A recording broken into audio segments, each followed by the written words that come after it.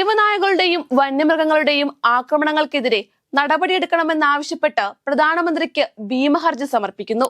ഭീമഹർജിയിലേക്കുള്ള ഒപ്പുശേഖരണത്തിന്റെ സംസ്ഥാനതല ഉദ്ഘാടനം ആലുവയിലെ സെന്റ് പീറ്റർ ആൻഡ് പോൾ ദേവാലയത്തിൽ വെച്ച് പത്മശ്രീ ഡോക്ടർ ടോണി ഫെർണാണ്ടസ് നിർവഹിച്ചു.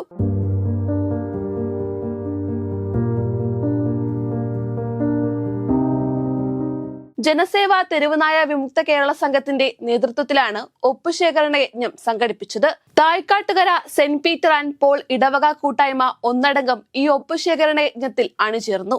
വികാരി ഫാദർ ജെയിംസ് തൊട്ടീലിന്റെ അധ്യക്ഷതയിൽ കൂടിയ യോഗത്തിൽ ജനസേവ തെരുവുനായ വിമുക്ത കേരള സംഘം ചെയർമാൻ ജോസ് മാവേലി ആമുഖ പ്രഭാഷണം നടത്തി. ഇന്നിപ്പോൾ ഇവിടുത്തെ മുഖ്യധാര രാഷ്ട്രീയ പാർട്ടികൾ ആരും തന്നെ ഈ രംഗത്ത് ഇതിനുവേണ്ടി പ്രതിഷേധിക്കാനായിട്ട് ആരും രംഗത്ത് വരുന്നില്ല. അതിന്റെ കാരണം ഇതൊരു വോട്ട് കച്ചവട രാഷ്ട്രീയം പോലെയാണ് പോകുന്നത്.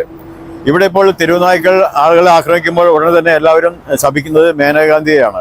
അങ്ങനെ വരുമ്പോൾ മേനകാഗാന്ധി BJP ആളായ കാരണം ഇവിടുത്തെ വോട്ട് BJPക്ക് പോകും. അതുകൊണ്ടാണ് LDF UDF അതായത് SFI DYFI youth Congress KSU മുതലായ സംഘടനകൾ വിപ്ലവ സംഘടന ആരും തന്നെ മുമ്പോട്ട് വരുന്നില്ല. അപ്പൊ ഇതിനൊരു പരിഹാരം കാണണമെങ്കിൽ ഇന്നിപ്പോൾ ഒരു മതത്തിന്റെ സപ്പോർട്ടോടെയാണ് ഞങ്ങൾ മുമ്പോട്ട് പോകുന്നത്. ഇന്നിപ്പോൾ ക്രിസ്ത്യൻ മതങ്ങൾ ഒരുമിക്കുകയാണ്, അതുപോലെ തന്നെ മുസ്ലിം മതങ്ങൾ ഒരുമിക്കുകയാണ്, ഹിന്ദു മതങ്ങൾ ഒരുമിക്കുകയാണ് ഈ വിഷയത്തിൽ. അങ്ങനെ മതങ്ങളുടെ സപ്പോർട്ടോടു കൂടിയാണ് ഇനിയിപ്പോൾ ഞങ്ങൾ 50 ലക്ഷം പേരുടെ ഒപ്പ് ശേഖരിക്കുന്നത്. അതിന്റെ ആരംഭമാണ് ഇവിടെ കുറിച്ചിരിക്കുന്നത്. ഒരു പള്ളിയിൽ ഒരു ഇടവകയിലെ സെന്റ് പീറ്റർ ആൻഡ് പോൾ എന്ന തായ്ക്കാട്ടുകരയുള്ള ആലുവ തായ്ക്കാട്ടുകരയുള്ള ഈ ഇടവകയിലെ എല്ലാ അംഗങ്ങളും ഒത്തൊരുമിച്ചാണ് പറയുന്നത് തെരുവുനായ വിമുക്ത കേരളം വേണമെന്നുള്ളത്. അതുകൊണ്ടാണ് അച്ഛന്റെ നേതൃത്വത്തിൽ ബഹുമാനപ്പെട്ട ജെയിംസ് അച്ഛന്റെ നേതൃത്വത്തിൽ ഇടവകാരിയാണ് ജെയിംസ് അച്ഛന്റെ നേതൃത്വത്തിലാണ് ഈ സംഭവം ഒപ്പിട്ടിരിക്കുന്നത്. ഇതൊരു ചരിത്രം കുറിക്കാൻ പോവുകയാണ്.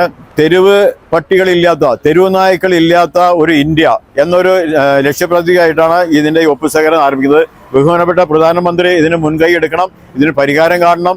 മറ്റു രാജ്യങ്ങളെ പോലെ തന്നെ ഇവിടെയും തെരുവുനായ്ക്കളെ ഷെൽട്ടറിലാക്കുക. കേരളമാകെ തെരുവുനായകളുടെ ശല്യം രൂക്ഷമാവുകയാണ്.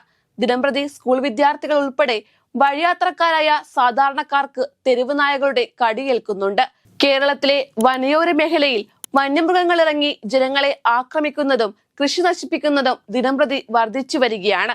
ഇക്കാര്യത്തിൽ പ്രധാനമന്ത്രിയുടെ അടിയന്തര ശ്രദ്ധ പതിയണമെന്നും ജനങ്ങളുടെ സ്വൈര്യ ജീവിതം ഉറപ്പുവരുത്തണമെന്നും ഡോക്ടർ ടോണി ഫെർണാണ്ടസ് ആവശ്യപ്പെട്ടു. മനുഷ്യന്റെ ജീവന് മൃഗങ്ങളുടെ ജീവനേക്കാൾ വിലയുണ്ട് എന്നുള്ളൊരു കാര്യം ബോധ്യപ്പെടുത്തണം. മനുഷ്യജീവനാണ് ഏറ്റവും വിലയുള്ളത്. അപ്പൊ അതുകൊണ്ട് ആ ഒരു കാര്യം നമ്മൾ തിരിച്ചറിഞ്ഞുകൊണ്ട് മനുഷ്യജീവൻ ആപത്താകുന്ന രീതിയിൽ ഒരിക്കലും തെരുവുനായ്ക്കൾ ഉണ്ടാകാൻ പാടില്ല.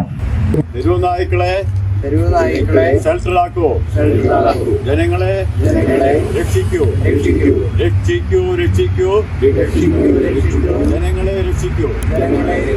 തെരുവുനായ്ക്കളെ കൂട്ടിലാക്കൂ. തെരുവുനായ്ക്കളെ കൂട്ടിലാക്കൂ. ജനങ്ങളെ രക്ഷിക്കൂ. ജനങ്ങളെ രക്ഷിക്കൂ. സർക്കാരുകൾ കണ്ണു തുറക്കൂ.